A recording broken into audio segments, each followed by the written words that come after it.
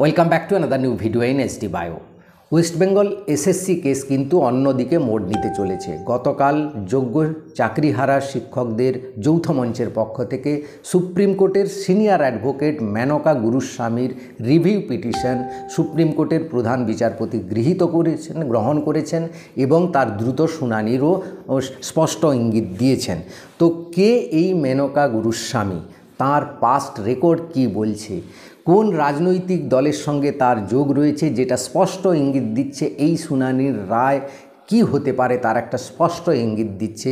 যার ফলে কিন্তু গতকাল থেকে ভারতবর্ষের সমস্ত নিউজ মাধ্যম বা সংবাদ মাধ্যম তারা কিন্তু এই মেনকা গুরুস্বামীকে সেকেন্ড আয়রন লেডি নামে উপাধিতে ভূষিত করে চলেছেন।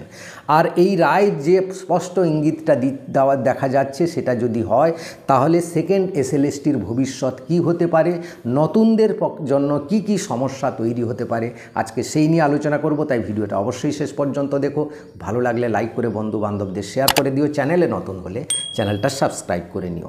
দেখো, যার একটা অনুরোধে সুপ্রিম কোর্টের প্রধান বিচারপতি রিভিউ পিটিশন গ্রহণ করেছেন, বহু বিতর্কিত রিভিউ পিটিশন যেটা গ্রহণ করেছেন, শুধু তাই নয়, তাতে পরীক্ষার আগে অর্থাৎ সেপ্টেম্বরের আগে স্পেশাল বেঞ্চ করে তার শুনানি ও কথা কিন্তু স্পষ্ট জানিয়ে দিয়েছেন।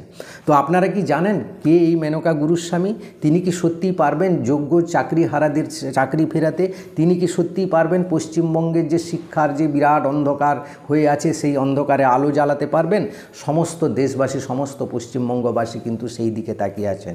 তো আসুন জেনে নিই কে এই Menaka Guruswamy. My lords, we are class 9 to class 12 untainted teachers currently teaching in the state of West Bengal. দেখুন, মেনকা গুরুস্বামী সুপ্রিম কোর্টের একজন সিনিয়র আইনজীবী। তিনি 1974 খ্রিস্টাব্দে হায়দ্রাবাদে জন্মগ্রহণ করেন। তিনি law school of national university Bangalore থেকে BA LLB পাশ করেন। পরে তিনি অক্সফোর্ড ইউনিভার্সিটি থেকে BCL ডিগ্রি লাভ করেন এবং হার্ভার্ড ইউনিভার্সিটি ল স্কুল থেকে তিনি LLM করেন। তার বিখ্যাত গবেষণা কনস্পিরিজম ইন ইন্ডিয়া, পাকিস্তান অ্যান্ড নেপালের জন্য তিনি 2015 সালে অক্সফোর্ড ইউনিভার্সিটি থেকে DPhil অর্থাৎ ডক্টরেট লাভ করেন। মেনকা গুরুস্বামীর সঙ্গে বিজেপির একটা রাজনৈতিক বা সরকারি যোগাযোগ রয়েছে বলে জানা যায়। তিনি তৎকালীন কেন্দ্রীয় মন্ত্রী যশবন্ত সিনহার বিশেষ উপদেষ্টা ছিলেন। তার পিতা মোহন গুরুস্বামী অর্থাৎ মোহন গুরুস্বামীর কন্যা তিনি। তাই রাজনৈতিকভাবেও এই কেসটার একটা পজিটিভ দিক দেখতে পাওয়া যাচ্ছে। ভারতের সুপ্রিম কোর্টের বিভিন্ন জটিল এবং কঠিন কেসগুলি লড়ে তিনি সফল হয়েছেন। তার এই সফলতার ট্র্যাক রেকর্ড আশার আলো দেখাচ্ছে যোগ্য চাকরিহারাদের। তার কিছু ল্যান্ডমার্ক কেসের মধ্যে 377 সেকশন রয়েছে, অগাস্টা ওয়েস্টল্যান্ড কেস রয়েছে, রাইট টু এডুকেশন, নানা রকম সামাজিক কেসগুলোও তিনি লড়েছেন। আর যদি এই কেস চাকরিহারারা জিতে যায় তাহলে কিন্তু এসএসসি পরীক্ষা অর্থাৎ সেকেন্ড এসএলএসটি হবে কি হবে না, তার একটা বড় প্রশ্নচিহ্ন রয়েছে। দেখো, এরপরেই যে প্রশ্নটা আসছে সেকেন্ড এসএলএসটি কি হবে না হবে না। দেখো, এখনও পর্যন্ত যা খবর রয়েছে, যোগ্য চাকরিহারারা যদি চাকরিও ফিরে পান, রিভিউ পিটিশনে জিতেও যান, তাদের সেই 17,000 চাকরি ফিরে পাবেন তারা। কিন্তু তার মানে এই নয় বাকি আরও 20,000 বা প্রায় 21,000 যে শূন্যপদ রয়েছে তার জন্য এসএসসি হবে না। এসএসসি হবে। এসএসসি হওয়ার সবচেয়ে বড় কারণ হচ্ছে কি না, আগামী বিধানসভা নির্বাচন। এই বিধানসভা নির্বাচনকে কেন্দ্র করে এই এসএলএসটি বাকি শূন্য পদগুলোর মধ্যে এসএসসি হবে।